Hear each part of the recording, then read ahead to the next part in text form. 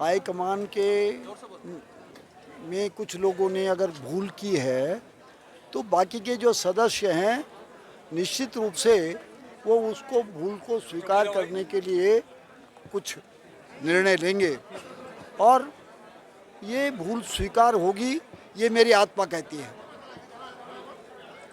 Party high command को apply करने में का सबको अधिकार है, किंतु जैसे राज्यपाल खरोला जी ने कहा कि मानक तो सबका लक्ष्य तो जीत होना चाहिए और जितनी रिपोर्टें आई उन सब के आधार पर, प्राथमिकता के आधार पर मेरा नाम चुन कर के गया, अकेला सिंगल नाम सीसी को भेजा गया।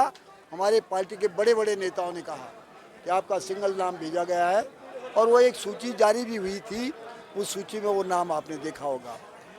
और अचानक किसी का नाम उसमें से जबरदस्ती घोंप दिया जाए तो आश्चर्य हुआ सबको, मुझे नहीं, सारे वहाँ एआईसीसी के लोगों को, सारे जो टिकट मांगने गए थे, न केवल इस क्षेत्र से बल्कि पूरे उत्तराखंड में जो चुनाव टिकट मांगने गए थे वो सब लोग हमको जानते थे।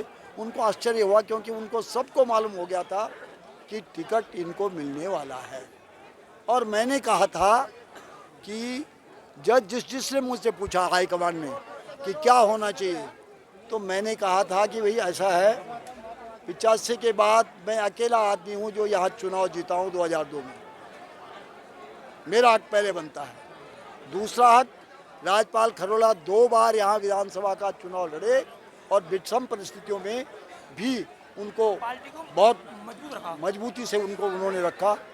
तीसरा नाम, डॉक्टर के.एस. राणा 2 बार ब्लॉक प्रमुख रहे, वो कोऑपरेटिव बैंक के चेयरमैन भी रहे, उनको रखना चाहिए था। चौथे नाम, एक व्यक्ति 3 बार चेयरमैन रहा, उसका होना चाहिए था। विजय सारस्वत जी सीनियर लीडर हैं, उनका भी हक बनता है। और अब इन सब से भिन्न प्रसादी घोषित किया गया है तो उसमें रोष होना स्वाभाविक है, कार्यकर्ताओं का रोष, क्योंकि जो जीत को देख रहा है और उसको एकाएक एक झटका लग जाए तो निस्संदेह वो रोष लोगों में व्याप्त है। आपको क्या लगता है, आपको कहाँ धोखा मिला है? आश्वस्त थे आप, नाम आ गया आपका, देखिए कहाँ हुआ धोखा आपके साथ? धोखा देने वालों की जांच होगी। जो लोग उसमें शामिल हैं षड्यंत्र में, उनकी जांच होगी और जांच होकर के सामने आएगी, वो भी आपको बताई जाएगी। श्रीमन जी, अगर देहरादून जाते हैं, कार्यकर्ता देहरादून जाते हैं, पार्टी आलाकमान अपना फैसला नहीं बदलता है, तो क्या आप देवप्रयाग की तरह इंडिपेंडेंट चुनाव लड़ने की स्थिति में हैं? देखिए, मैं एक बात बताऊं, हमने तब भी पीडीएफ के खिलाफ चुनाव लड़ा था, कांग्रेस के खिलाफ नहीं लड़ा, पीडीएफ के खिलाफ लड़ा था।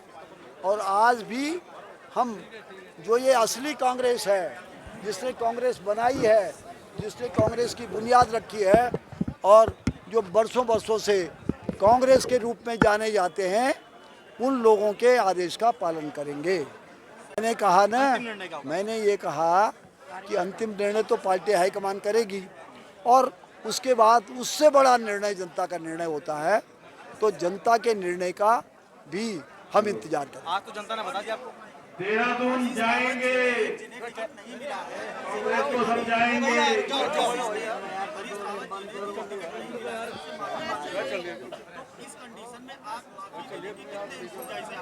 देखिए, छोटा तो बड़े से माफ़ी मांग सकता है, बड़ा कोई हमसे माफ़ी मांगे, हमको ये गवारा नहीं है।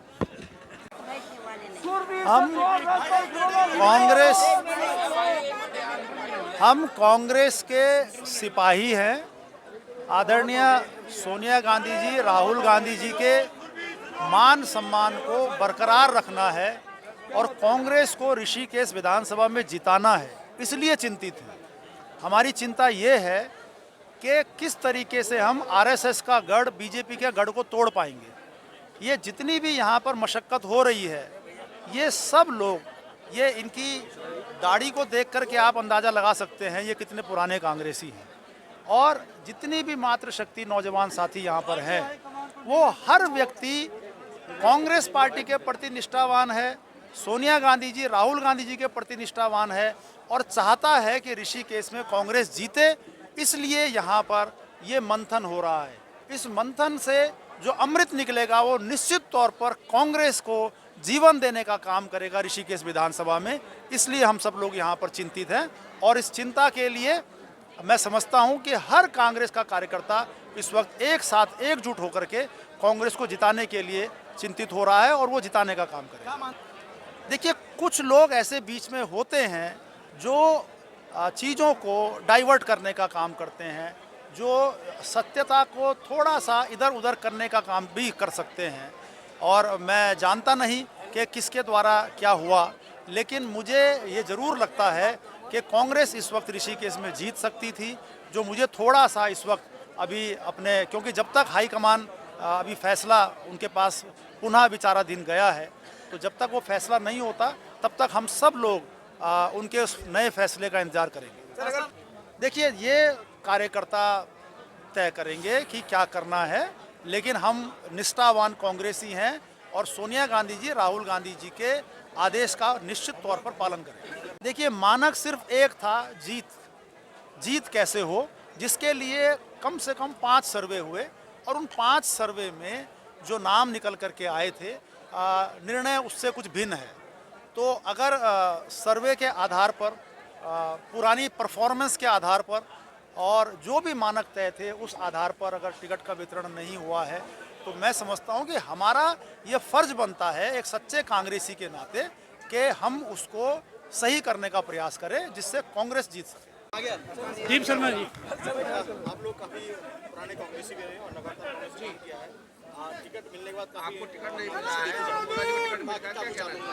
अभी जो यहाँ डिसाइड होगा, जिस तरह से इन्होंने डिसाइड किया है, हम सब लोग उसी के साथ ही हैं और उम्मीद करेंगे, कांग्रेस से बात करेंगे कि ऐसा कैंडिडेट आ जाए कि लोगों को जिताने के लिए काम करने में आसानी हो, कंफर्टेबल हो। जिस कैंडिडेट को भी टिकट मिला वो चुनाव नहीं है। अब इतनी भीड़ क्या कह रही है, मैं क्या कह रहा हूँ, तो जनता के साथ है, जो जनता कह रही है उसके साथ हम लोग। बाकी आप जो भी अगर आगे यहाँ से भी निर्दलीय लड़ता तब उनके साथ देंगे आप? कांग्रेस के साथ है। कांग्रेस साथ देंगे। वरिष्ठ कांग्रेस